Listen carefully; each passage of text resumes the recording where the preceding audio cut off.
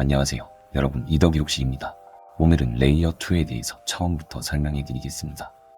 그 전에 앞서 먼저 구독자분들께 사과 인사드리겠습니다. 앞으로 영상 제작 시 개인적인 사견을 최대한 배제하고 팩트 기반하여 알려드릴 것을 약속드리겠습니다. 그럼 오늘 레이어2 무엇인지, 이더리움과 어떤 관계인지 쉽게 알려드리겠습니다. 영상 보시고 유익하시다면 구독 부탁드리겠습니다. 자, 먼저 가장 기본부터 알려드릴게요. 비트코인은 디지털금입니다. 그냥 사고 파는 거예요. 근데 이더리움은 달라요. 이더리움은 스마트 컨트랙트를 통해 프로그램을 올릴 수 있어요. 쉽게 말하면 이렇게 생각하시면 돼요. 비트코인은 금, 이더리움은 컴퓨터. 이 컴퓨터 위에 은행도 만들고 거래소도 만들고 게임도 만들 수 있어요. 그게 우리가 디파이라고 부르는 것들이에요. 결과는 대박이 났어요. 근데 너무 잘 된 게 문제였어요. 디파이, NFT 열풍이 불면서 이더리움에 사람들이 미친 듯이 몰린 거예요. 그 결과 수수료가 폭등했어요. 이더리움 레이어 1은 초당 15건에서 30건밖에 처리를 못해요. 근데 전 세계 사람들이 동시에 쓰려고 하니까 트랜잭션이 몰리는 거예요. 그 결과 2022년 불장의 이더리움 수수료가 건당 7만 원을 넘었습니다.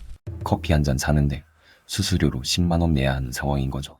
수요가 몰릴 때 수수료가 올라가는 현상에 대한 문제, 이걸 확장성 문제라고 해요. 이 문제를 해결하려고 나온 게 바로 레이어2예요.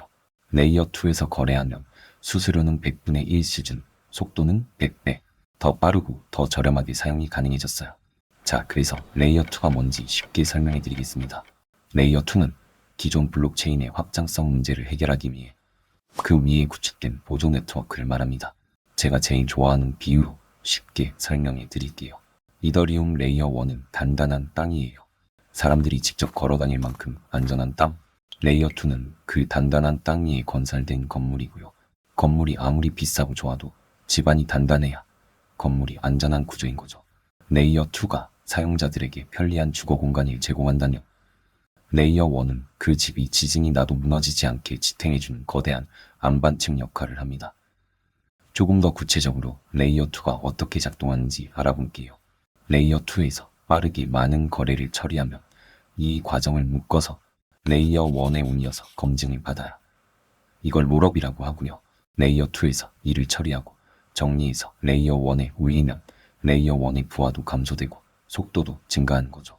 레이어 2 롤업에는 사기 증명식과 영지식 증명식 두 가지 방법이 있어요. 사기 증명식은 선처리 후 검증 방법이에요.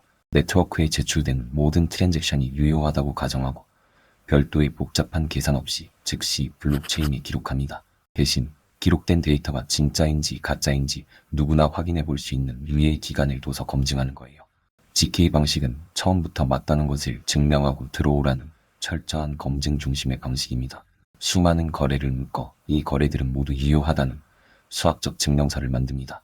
이 증명서를 메인 네트워크에 제출합니다. 메인넷은 이 증명서가 수학적으로 오류가 없는지만 확인합니다.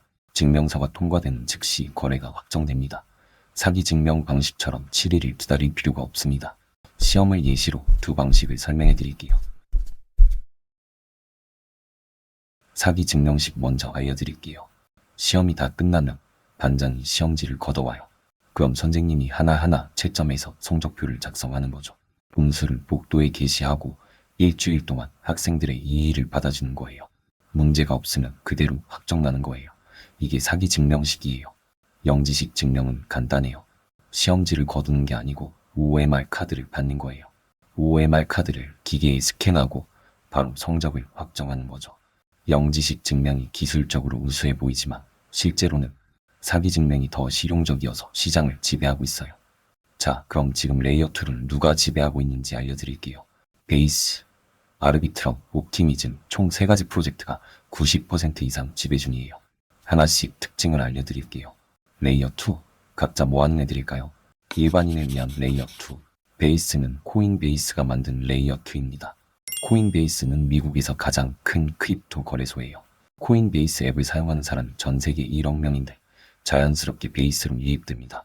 그러다 보니 자연스럽게 레이어2 트랜잭션의 45% 이상을 베이스가 점유하고 있어요. 그리고 이더리움, 덴쿤 업그레이드 이후 수수료를 99%에서 95% 이상 절감했어요.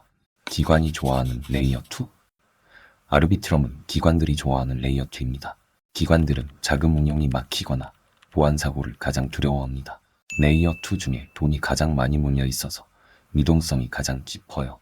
일찍부터 다단계 사기 증명 시스템을 실전에서 성공적으로 운영해서 신뢰성을 높였어요. 그리고 최근 기관들의 RWA 생태계가 아비트럼 위에서 강력하게 구축되고 있습니다. 거대 플랫폼인 로빈후드가 자체 지갑의 첫 레이어 2 파트너로 아비트럼을 선택한 것도 기관들의 신뢰를 높이는 계기가 되었어요. 마지막으로 프랜차이즈 본사 같은 옵티미즘이에요. 옵티미즘은 좀 특이해요. 직접 서비스하기보다는 다른 레이어 2들이 쓸 수 있는 OP 스택이라는 기술을 만들어요. 베이스가 이 기술 위에 만들어진 거예요. 프랜차이즈 본사 느낌이에요. 브랜드는 다르지만 같은 기술을 쓰는 체인들이 여럿 있어요. 근데 최근에 충격적인 일이 있었어요. 베이스가 옵티미즘 기술 스택에서 독립하겠다고 선언한 거예요. 가장 큰 수익원이 나가니까 옵티미즘 토큰이 하루에 20%나 폭락했어요. 자, 여기서부터가 진짜 중요한 얘기예요. 많은 분들이 레이어 2가 생기면서 이더리움이 더 좋아진 거 아니야? 라고 생각하시는데 사실 그렇게 단순한 문제가 아닙니다. 문제는 돈이에요. 레이어 2의 발전이 왜 이더리움 네트워크 수익성에 문제를 유발하는지 알려드리겠습니다. 레이어 2는 축복인가 저주인가? 이더리움 시인 모델이 무너지고 있다. 이더리움에는 EIP1559라는 규칙이 있어요. 거래 수수료의 일부를 소각하는 규칙이에요. 소각이 많을수록 ETH가 희소해지고 가격이 좋아요. 레이어 2가 없던 시절엔 하루에 7000 ETH가 소각됐어요. 그런데 지금은 어떻게 됐냐? 하루 소각량이 100 ETH 수준으로 폭락했어요. 왜냐면 사람들이 수수료가 싸고 빠른 레이어 2에서 거래를 많이 진행하니까 레이어 1에서 거래가 줄어서 전체 소각량이 확 줄어든 거예요. 이게 핵심 데이터입니다. 2023년에 하루에 ETH가 7000개가 소각됐어요. 2020년 데쿰 업데이트 이후부터 감소하더니 2025년 현재 하루 소각량이 100개입니다. 소각량이 97% 감소하면서 이더리움 디플레이션 서사가 붕괴되었습니다. 레이어 2를 통해 거래는 늘었지만 실제 이더리움 가격에는 큰 영향을 주지 못한 거죠. 베이스를 예로 들어볼게요. 베이스는 2024년에 리저들한테 수수료로 약 1000억 원을 받았어요. 그런데 이더리움 레이어 1에 낸 돈이 얼마냐면 고작 55억 원, 수익이 5%예요. 신용은 이더리움이, 수익은 코인베이스가 95%를 가져가고 있는 거죠. 그럼 레이어 2가 레이어 1을 망치고 있는 거 아니냐고요? 공평하게 레이어 2 팀들 입장에서 반론을 해볼게요. 우리가 없었으면 사람들이 더 저렴하고 빠른 솔라나 같은 다른 블록체인으로 갔을 거야. 우리 덕분에 사람들을 이더리움 생태계 안에 붙잡아둔 거야. 이것도 맞는 말이에요. 실제로 USDC 7,483억 달러도 이더리움 생태계 안에서 처리됐어요. 그래프를 통해서 설명해 드릴게요. 2024년 덴쿰 업데이트 이후 본격적으로 트랜잭션이 증가했어요. 이더리움 1일 트랜잭션 증가율이 거의 15배 증가한 거죠. 결론은 이거예요. 레이어 2는 레이어 1을 보완하기 위해 탄생했지만 너무 실용적인 탓에 메인넷의 가치를 저하시키고 있다. 그런데 여러분, 사실 보다 더 근본적인 문제가 있습니다. 레이어 2가 이더리움 위에서 작동한다 해서 이더리움의 보안성을 상속했다고 볼 수 있는가? 2026년 2월 비탈릭이 트위터를 통해 이런 말을 했어요.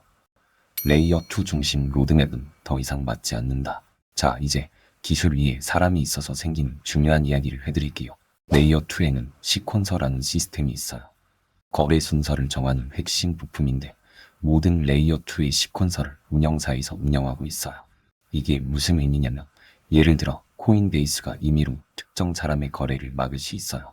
심지어는 베이스 자체를 멈출 수도 있어요. 실제 사례를 보여드릴게요. 2024년 리네아라는 레이어 2에서 해킹 사고가 발생했어요. 그러자 리네아 팀에서 강제로 블록 생산을 정지했습니다. 피해를 예방하기 위해서요. 이더리움은 아무도 통제할 수 없는 금융을 만드는, 즉 탈중앙화 정신이 기본인 자산입니다. 그런데 이번 사건을 통해 분명 탈중앙화 블록체인인데 운영자가 원하면 마음대로 정지할 수 있다는 것을 증명한 거죠. 그래서 비탈릭이 선택한 방법이 레이어 1을 직접 강화시켜서 레이어 1 내 거래를 유도하고 레이어 2는 레이어 1을 보조하는 역할로 두겠다는 거예요. 실제 2026년 상반기 하반기 각 근엠스터담과 헤고타가 예고되어 있어요. 여기서 관심 있게 지켜봐야 할 관점은 두 가지입니다. 자, 오늘은 레이어 2에 대해서 다뤄보았는데 핵심만 정리해드릴게요. 레이어 2는 분명히 이더리움 생태계를 키웠어요. 수수료를 낮춰서 더 많은 사람들이 쓸 수 있게 됐으니까요. 근데 동시에 탈중앙화 금융이라는 원래 목표에서 조금씩 멀어지고 있는 것도 사실이에요. 코인베이스, 로빈후드, 블랙록 같은 기관들이 게이트키퍼가 돼가고 있거든요. 이더리움이 2026년 업그레이드를 통해 실제 기관들이 L1으로 유입되는지, 또 소각량이 반등해서 이더리움 인플레이션을 유발하는지 이더 기록실이 함께 기록할게요. 오늘 영상이 유익하셨다면 구독과 좋아요 부탁드립니다.